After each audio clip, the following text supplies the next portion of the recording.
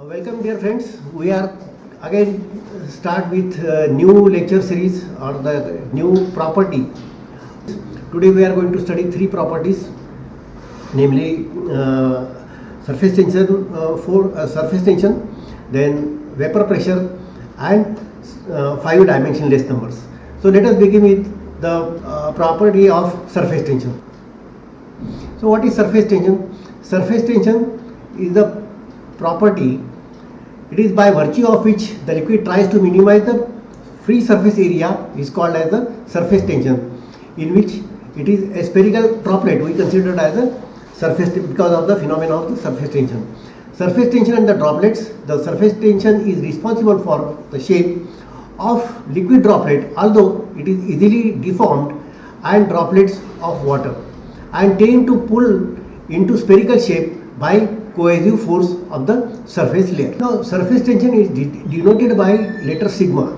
It is a property of apparent tension effect which occurs at the interface of the liquid and the gas, or at the interface of two immiscible liquids.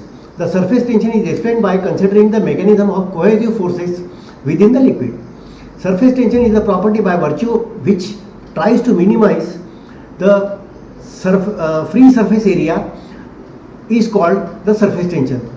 It is spherical in shape and the surface area is minimum.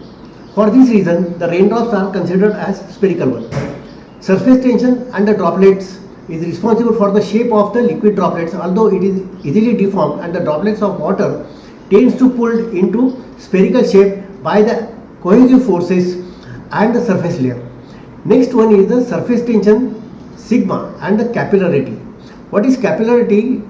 So let us understand first the angle of contact. What is the angle of contact? Is defined as the angle between the liquid and the solid surface as shown in the sketch. So this is 140 degree in case of mercury, and in case of water it is theta is equal to 0. So these are the angle of contact. So angle of contact depends on the both liquid and the solid. If it is less than 90 degree, the liquid is said to be wet. So here water wets the boundary wall of the tube, and whereas in case of angle of contact is greater than 90 degree, so here the cohesive force is stronger than the adhesive force. Therefore this mercury will not wet the solid boundary. So this is because of the strongerness of the adhesive force and the cohesive force. If the adhesive force is greater than the cohesive force, then the liquid will wet the solid boundary, and if the adhesive force is less than the cohesive force, then liquid will not wet the solid boundary. So let us understand the angle of contact. In case of water, theta is less than 90 degree, so this angle is acute angle, and in case of mercury, theta is greater than 90 degree, so this angle is obtuse angle. So here, because of the acute angle, you will find the meniscus is concave, and here the angle is obtuse. Here the meniscus is convex in case of mercury, and in case of silver the theta is 90 degree, so therefore it is flat one in case of silver. It is the property of liquid exists due to the cohesion, and the free surface of liquid tries to minimize the molecules one another by virtue of cohesion and tries to attain the minimum surface area. The surface is able to support small load due to above the phenomena. In this surface of fluid there is existence of the tensile force. Thus the resultant of this force is known as the surface tension.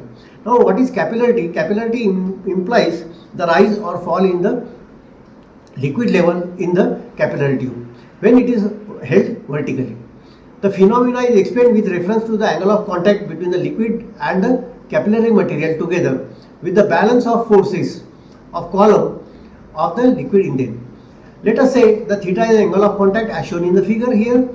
It is defined as the angle between the tangents to the drop at the solid boundary with the surface of the solid boundary on which it is placed. The lifting force is equal to gravitational force. So upward force of the tensile force, which is equal to the weight of the column in the tube. Let us say H is the rise or fall in the liquid level in the capillary tube. Sigma is the surface tension in Newton meter. Theta is an angle of contact between the liquid and the tube material. Rho is the mass density, as we have already explained in earlier lecture, in kg per meter cube. So lifting force is equal to gravitational force. So lifting force here is what? Pi d sigma cos theta, which is equal to the gravitational force, that is by weight. So pi d square upon 4 into h into rho into g.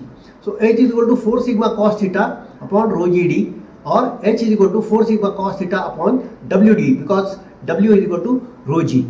When the molecules of liquid are in contact with the solid surface and the force of attraction is dissimilar molecules is adhesion.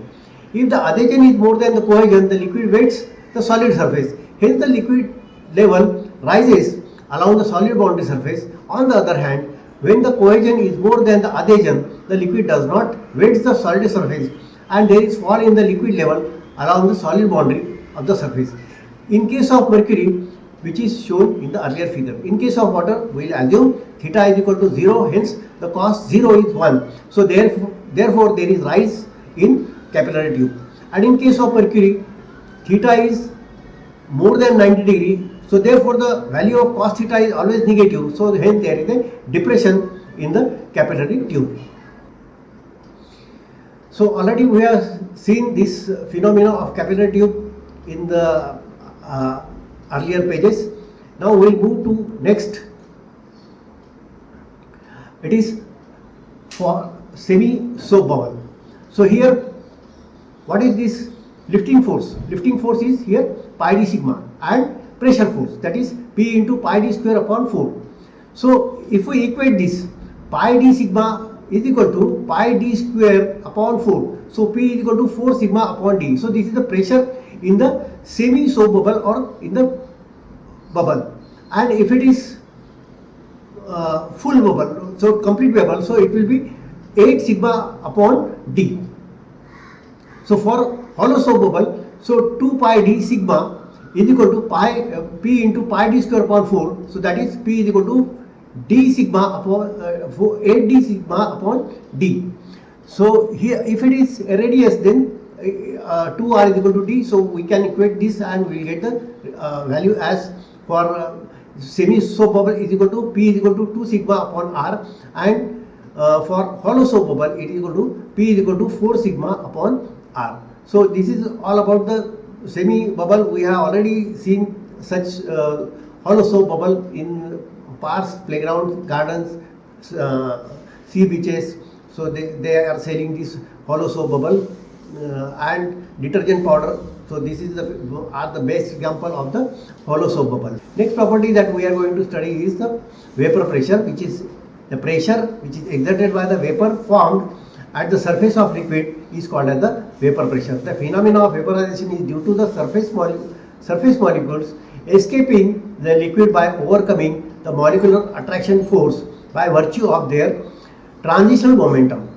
Now vaporization, if vaporization is less than the pressure above the liquid, then it is a vaporization. And when it is boiling, so if the vapor pressure is attains the pressure above the liquid surface at the temperature. In other words, the boiling point of liquid is that the temperature at which the vapor pressure equals the pressure above the liquid surface. Now we will study these important dimensionless numbers or the force ratios applied in the field of fluid mechanics. So first number we will study the Froude number. Froude number is the ratio of inertial force upon gravitational force. Mathematically it is represented as V upon under root GD, or in some books it is also written as V upon under root GY. What is V? V is the velocity of flow in the open channel in meter per second. G is the acceleration due to gravity, and root GD, that is, or root GY. So D or Y is the depth of flow in the open channel. This number we will use very frequently when we will study the chapter on open channel flow. Then the next number is the Reynolds number, which is the ratio of inertial force to the viscous force. naturally the viscous force or the viscous flow is by virtue of this dynamic viscosity. So here the ratio in mathematical form, it is represented as dV rho upon mu. D is the diameter of the pipe, V is the velocity in pipe in meter per second, and rho is the mass density of the moving liquid in the pipe, and mu is the dynamic viscosity in Pascal second. So this number we will use very frequently when we will study the viscous flow and the flow through pipes. Then next number is the Mach number. Mach number is represented as or defined as inertial force upon the elastic force, which is given by V upon under root E by rho. Actually it is E by rho, capital E upon rho, where V is the velocity of the flow in meter per second and under root E is the Young's modulus of the material, and rho is the mass density. So this number will very frequently we will use it when we will study the compressible flow and water hammer effects. Then the next number is Euler's number. Euler's number is defined as the ratio of force upon pressure force. It is wrongly it is printed reverse. So actually it is the ratio of inertial force upon pressure force. So it is mathematically it is represented as V upon under root P by rho. V is the velocity of the flow in the pipe in meter per second, and P is the pressure in the pipe. So this number we are going to use in the when we will study the pressure in the closed conduits, and it is also used in the chemical industries and the refineries. It is not used much in the subject of civil engineering. Then the Weber number is ratio of inertial force upon surface tensile force. Again it is V upon under root sigma upon rho. So sigma is the surface tension, V is the velocity, and this number is used in the flow through capillary or groundwater flow. We are using this number, Weber number. So this is all about that we have studied today. We have studied here surface tension, then we have also studied the phenomena of capillarity, we have also studied the vapor pressure and the 5 important dimensionless numbers, namely the Reynolds number, Mach number, Euler number and Weber number. So these numbers we are very well used in next study. So today I conclude my lecture on this topic, and next class onwards we will start with the new chapter, that is measurement of pressure.